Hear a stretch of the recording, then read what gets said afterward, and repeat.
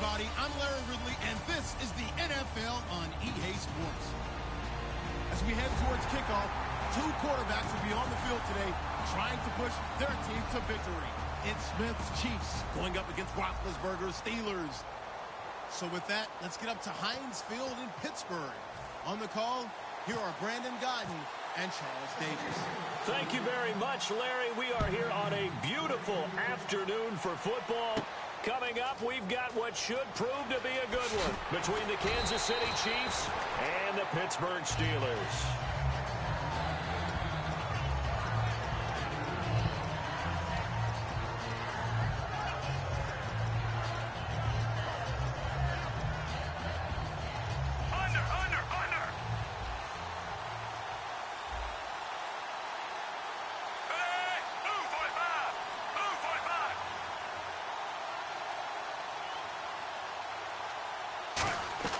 Now a first down throw. It's Smith. Oh, look at Thomas wide open. And he's brought down after a good gain. It's a pickup of 21. And it'll give the Chiefs a first down.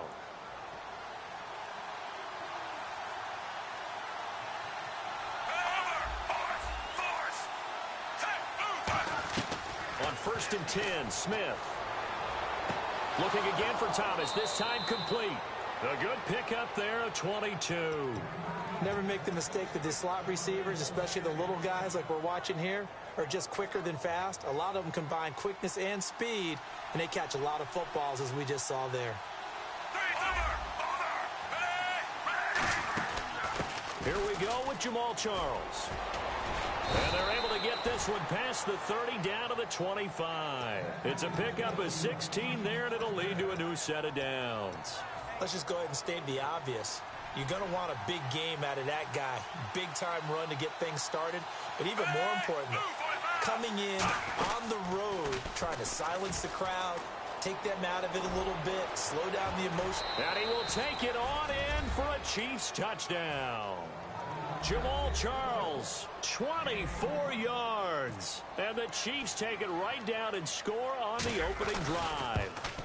You don't see option pitches a whole lot in the NFL, but there worked out pretty well, resulted in a touchdown. And it's hard for defenses because they don't see it very often, so the time in preparing each week is probably minimal. So when it comes at them, it's often a surprise. And what a nice job on the read. Pitch to the running back, and he takes it all the way in for a touchdown.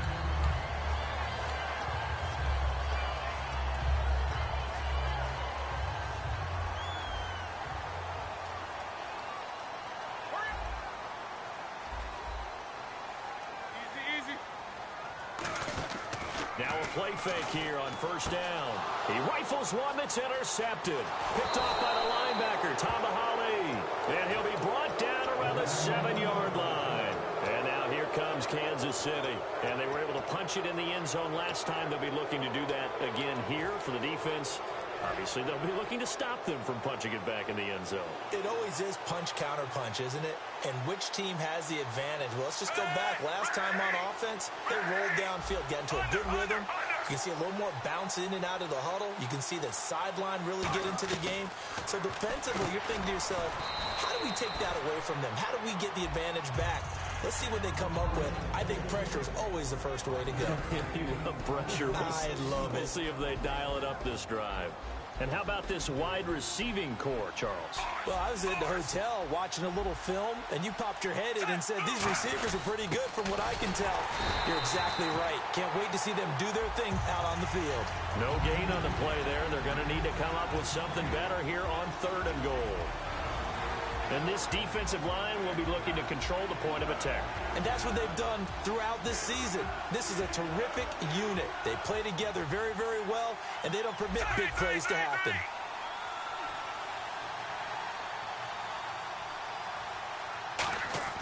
Third and 2, Smith. And that is caught. Touchdown, Kansas City. Jeremy Maclin, a 1-yard touchdown reception. And the Chiefs are able to grow their lead. On those slants, everything happens so quickly. What makes it work? the timing between the passer and the receiver. In this case, a slant route ordinarily is probably about 3 steps before you go on the slant. In this amount of time, I think it was a 2-step deal. Boom, put his foot in the ground and got inside for the pass. Got inside for the pass, got inside for the catch and the score. And someone a little too eager to block this extra point. Henceforth, the flag.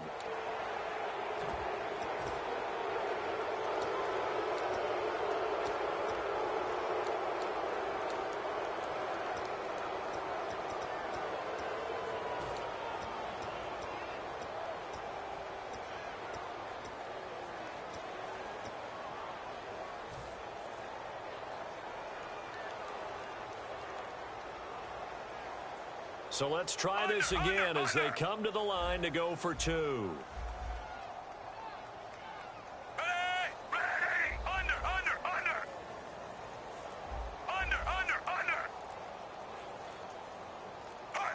Play clock winding down. Here's Smith looking to throw. And they're going to get it. That one's caught. And now the lead moves to 16-0. Now, after the touchdown, here's Santos to kick this one away.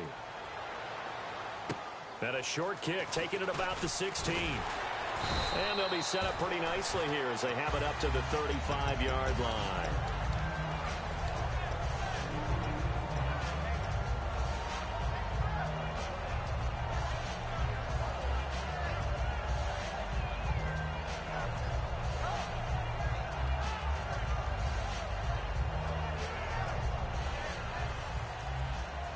And on the outside, they're playing press coverage.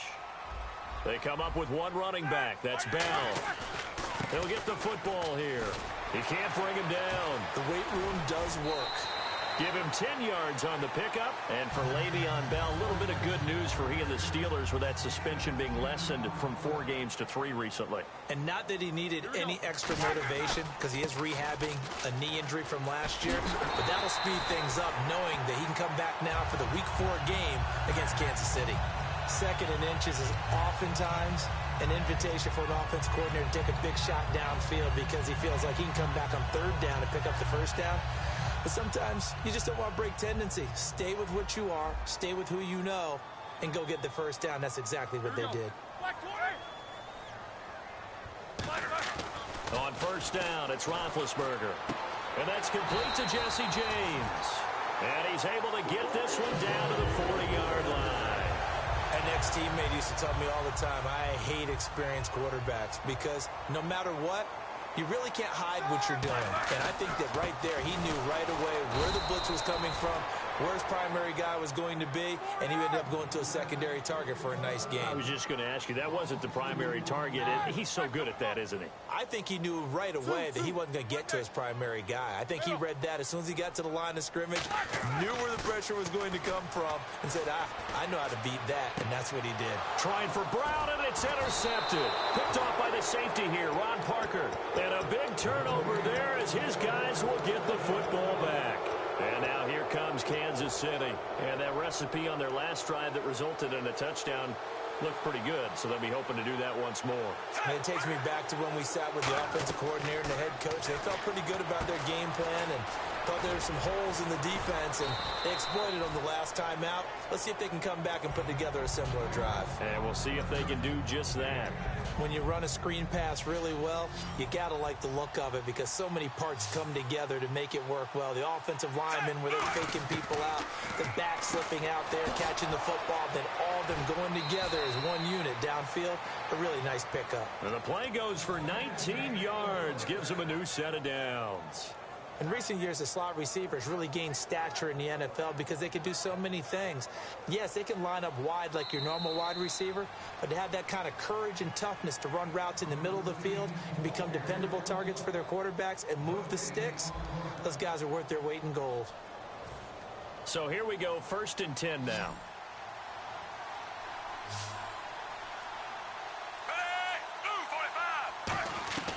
A shotgun snap for Smith. Flushed out right. Thomas has got it. Complete. 7 yards on the play, and it'll be second down. I know many people like to throw to the tight end, maybe in a little flexed out position because he creates mismatches with his size. But slot receivers do the same thing with their quickness, their speed, and their route running savvy. On second down, Jamal Charles. Give him a yard on the run there, and that's going to set up a 3rd down and 2. Well, so many times we look at a short run and we praise the offense for trying to set the tempo and establish things, but the defensive guys, hey, they just won the battle there. It wasn't a big run given up. They don't always have to absorb the body blows. Sometimes they dish them out themselves. Jamal Charles, nobody in front, and all the way in for a Kansas City touchdown. Jamal Charles with his 2nd touchdown here in this first half. And the Chiefs add on to their lead. And always a good first half when you can hit pay dirt twice. And it never hurts to have that good feeling as the game moves on. Just think about halftime. If that's all he gets, he'll just sit there at the half and think, all right, 2 already. I can get some more. I can get some more. And he'll be encouraging his offensive line to create some space. And last year that would have been a net gain of 5 on the return. This year he stopped where he would have been if he had taken a knee, and that's at the 25. And now out come the Steelers. And 2 interceptions already here in this first half. That's got to affect him a little bit, right? He's got to be thinking about it. He's got to be thinking about it, but most of the good ones, they find a way to put it aside. They're not happy about it by any stretch of the imagination. They find a way to put it aside and continue to play their... And Big Ben intercepted a 3rd time. Picked off by Derek Johnson. And he will return this one to the 30-yard line. Now the Chiefs offense, they get ready to head on the field. And that last touchdown drive they had very balanced. How key is that balance? It's huge because most of the time when we talk about balance is run, pass, almost 50-50. But most of the times when you talk to offensive coaches, they say balance is we do what we want when we want to. And that means that they're ahead of the defense, keeping them on their heels. Yeah, they imposed their will on that last drive. And as a defensive end, getting off the ball quickly, swarming to the football, making a tackle, that's what we saw right there. Yeah, that's what their job is. And really, a lot of the time, they have to throttle back a little bit in the run game because you know those defensive ends, they're like in a sprinter stance. They're just headed straight for the quarterback. That was good recognition. What the hell you be doing on offense, man? They come out here in the eye. Booty ass nigga. Here's Smith now on 2nd down. And he's going to drive this off to his fullback. The ball comes out. Oh, and he is out of bounds inside the 30. So it goes as a fumble, but the key thing, not a fumble loss. Yeah, that stat's big, isn't it? I mean, I remember watching teams play. The ball might be on the ground a number of times during the game, but the other team doesn't get it. That's a huge difference in the ball game. And in this case, they were able to retain possession.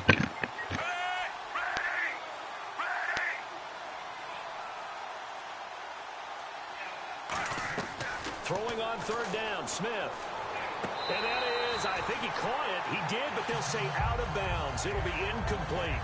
A 3rd down, he tried to stay in bounds, did all he could. He caught it, but was led a little bit too far. Yeah, and that's always difficult, isn't it? Because you know half of your body is trying to stay behind while the other half is reaching out, trying to catch the football. The top half worked. It was the bottom half that was in question.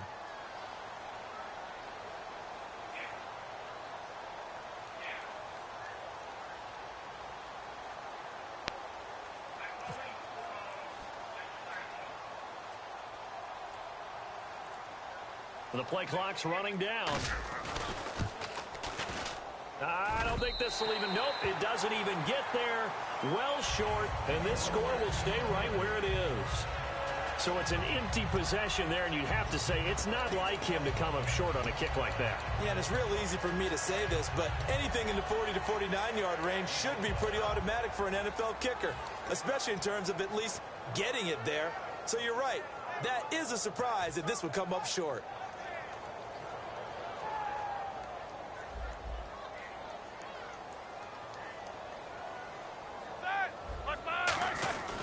They'll start out on the ground with Bell.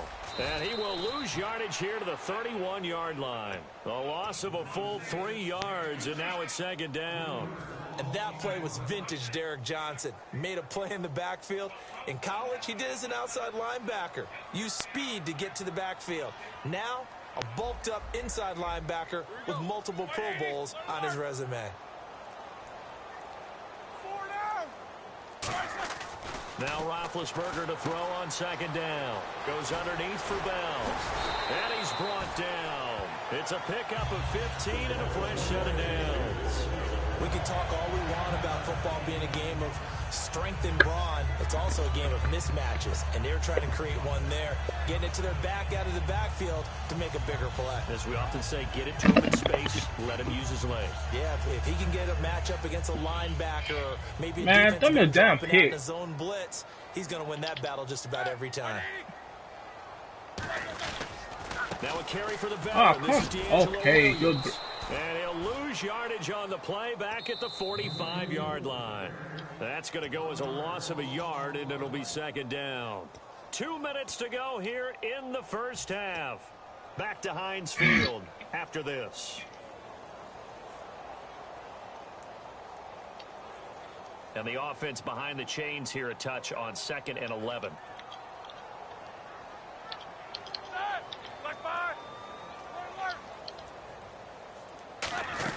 They'll fake the give to Williams. Now it's Roethlisberger. And his pass is intercepted for the 4th time today. Picked off by the free safety, Eric Berry.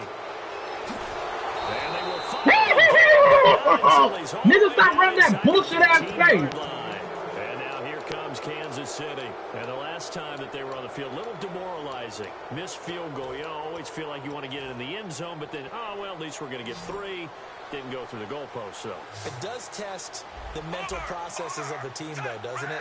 Because when you miss a field goal, it's amazing how fast they want to turn. Looking for Macklin, and it's intercepted. A great read, and it's picked off. And he'll be brought down I just want to at give his him own that thing. 10-yard line.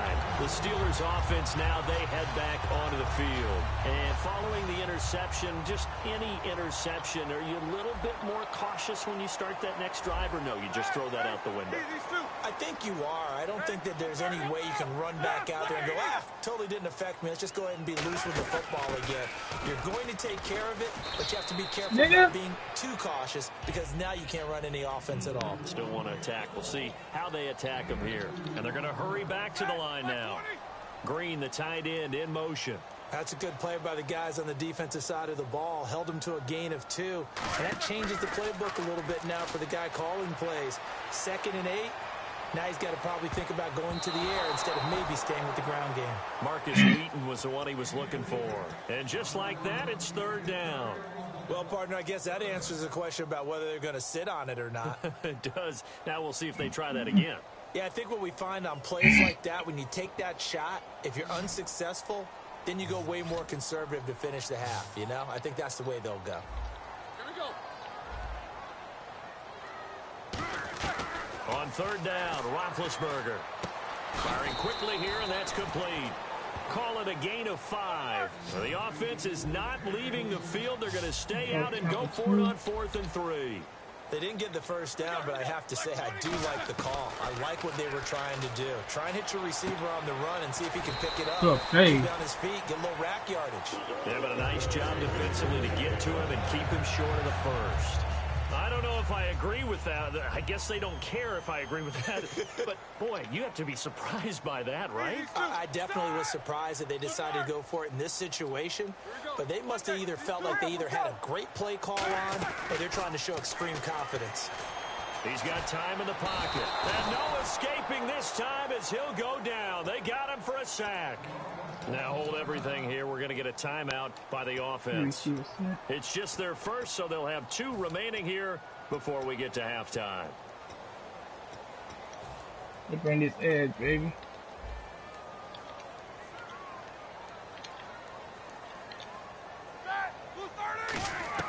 On 2nd down, Roethlisberger. Interception. And he'll bring it back. It's a pick-6 and a KC touchdown. I don't know who all is to blame there, but I love seeing pick-6s. Nothing like seeing someone plunk People it out of gonna the quit, air, bro. go the other way, and see people try to change directions. Hard to do. The Chiefs offense now making their way back onto the field. And where the ball is now, you got the field goal pretty much in the bag. Now do you try for the end zone a couple of times? I don't think there's any question about it. You might get a gift of 6 points rather than the 3 that you just noted. Why you doing that shit, man? Be aggressive, Fucking go on my after it, field and try and get those points. Oh, It's let me a short kick off. kick, taking it to 15. And they're going to start this drive in pretty good shape as they get it up past the 30. And Pittsburgh getting set to take the field. And with time quickly fading here in the second quarter, not sure how aggressively, offensively they want to play this. I think we'll find out just how much they trust their guys in this situation if they decide to take a shot. Pressure.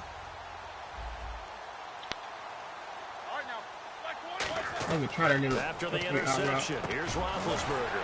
Over the middle here to Brown. All right. A good gain of 14 there, and it moves the chains. There's no doubt about it. That's just one of the best connections in the league. Big Ben throwing it to Antonio Brown, and Antonio Brown has turned himself into such a player. A low-round draft pick, but you can't beat his determination or work ethic, and Big Ben welcomes that. And Big Ben won a Super Bowl at 23, youngest ever to do so, has never looked back. And they line up now for what will likely be the last play of the first half. Final play of the half. It's Roethlisberger. And he's going to go down. Couldn't get a throw off with the pressure. Maybe that shit off. You would have let it go. But he had me. That came in. His first half of play.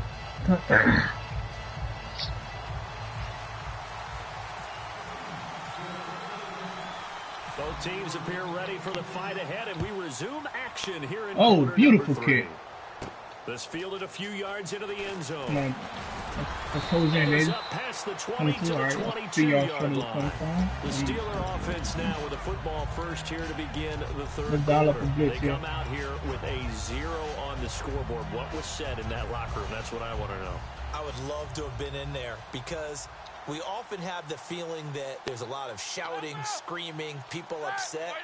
But typically, halftime locker rooms are a lot more clinical than that. And in this case, should have snagged that shit again, boy. Working because of execution, or did they think they were just bad plays out here to call? disrespecting We'll me. find out pretty quickly here if they felt like they had something going. Now Ben hit, and he lost the football. It's loose. On plays like this, where the ball comes free, it's often unusual for the team that lost it to get it back. Because this is a quarterback. The ball gets away from him. Everyone else is trying to execute what they're supposed to do on offense. They're usually looking in the other direction, downfield, or have moved away from him. In this case, though, a teammate is able to come up with the ball. Darius Hayward-Bay, the intended receiver. And that'll bring up fourth down. I thought he was playing ball. Opportunity for a big play across the middle, but he didn't have the concentration or the focus necessary and dropped it before he could haul it in.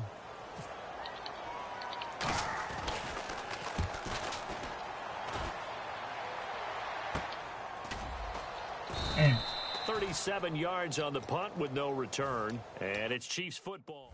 Don't quit, bruh.